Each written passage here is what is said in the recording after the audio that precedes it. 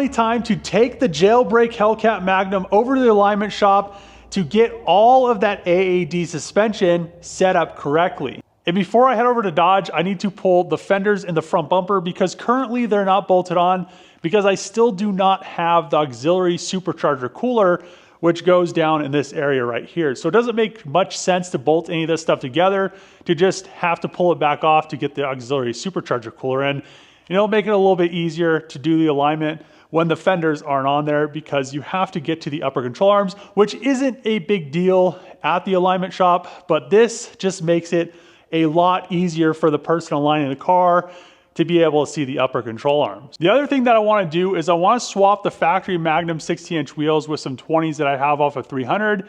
So the car has 20-inch wheels all the way around. The width really doesn't matter, but for an alignment, you want the car to sit level. And having 16s in the rear and 20s in the front, and the reason why we have the 16s in the rear and the factory wheels off the Magnum is because the Jailbreak Charger was hit so hard in the rear, both wheels weren't able to be repaired.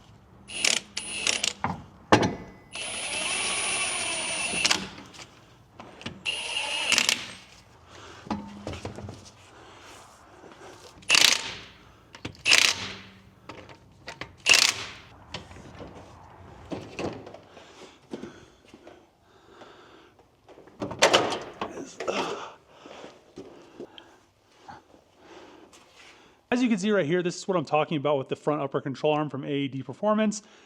If you don't have the fender and the fender liner in and all this stuff around here, if you're doing a Magnum swap, it just makes sense to take it to an alignment shop before you put the fender and the fender liner and all this crap around here, because then your alignment guy can easily get to this. And the more easy it is for him to get to this, probably the better the alignment is. My friend will do a really good job aligning cars for me, but it just makes it a lot easier on him if he can get to these bolts, especially if you want them to torque them, because you have to get an Allen on the top of these. It just makes it a lot nicer on him. I just would recommend, if you're doing a Magnum swap, if you're putting these on a Charger or a Challenger, most likely you're not going to remove the fender liner for the alignment shop or the fender. But if you're doing a Magnum swap, if you're at this stage right here where it runs and drives and you don't have the fender or the fender liner in yet, it just makes sense to take it to the alignment shop now to make it easier on the guy, because they will do a better alignment every time if they can get to all this stuff easier.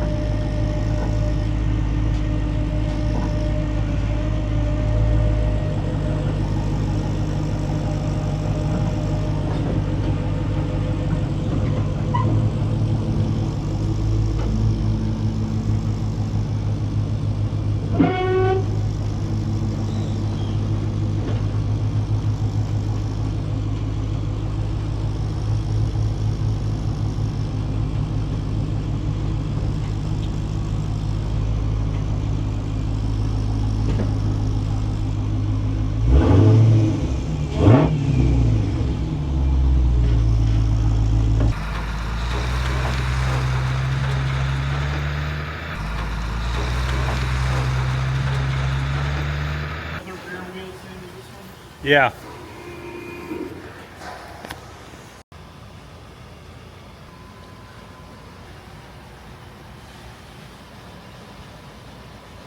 Do you want more negative camber in the rear? No, I want ooh, yeah, probably just do like normal. Try to get like around 0.6. Yeah, like 0.6, 0.6, and then even out the caster and the toe. Yeah, the caster's equal side to side. Okay. Usually biased a little to the left. And the subframe's still loose, I think. I don't think I torqued the front of the rear. But yeah, that's actually pretty nice. Oh yeah. They're usually biased a little to the left for road ground, but yeah, usually mostly. I think on the Hellcats usually the passenger side's like 13 degrees caster and the driver's like 11 or something weird like that. Yeah, they want more, because especially when the Chargers and Challengers ship were brand new 05, 06, they were all pulling to the right, so they were really tweaking the hell out of it, trying to figure it out. Yeah. The rear looks pretty good. It's almost zeroed on camber. Our toe is pretty far off on the driver's side. That'll work out. Gonna do what I normally do, 0.6 camber front and rear, and we'll get most of the toe out of it. Go in there like this. The notch was forward. We want negative camber, so we actually want the hole further to the left. Yeah, here we actually want one like this. Yeah, it goes that way, yeah. Yeah, okay, that's right. I was gonna say, we're in the same predicament we were last time.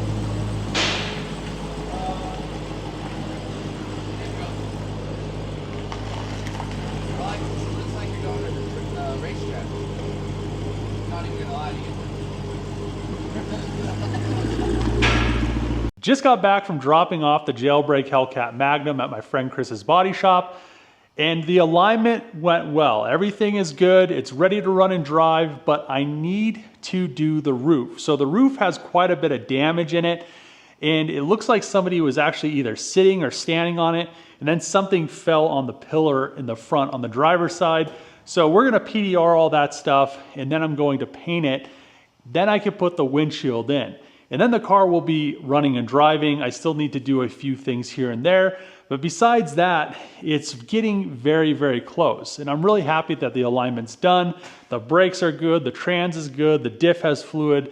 Everything is actually ready to go and good, which is awesome. And I'm super excited to get the roof painted, because once the new windshield's in there, and I do a few things when I convert the front windshields, but once the windshield's in there and the roof's painted and the pillars are painted, and then all that trim can go back on, and it'll be like a brand new car. I mean, the roof on that car is really, really rough. I mean, somebody was like jumping or sitting on it or something happened.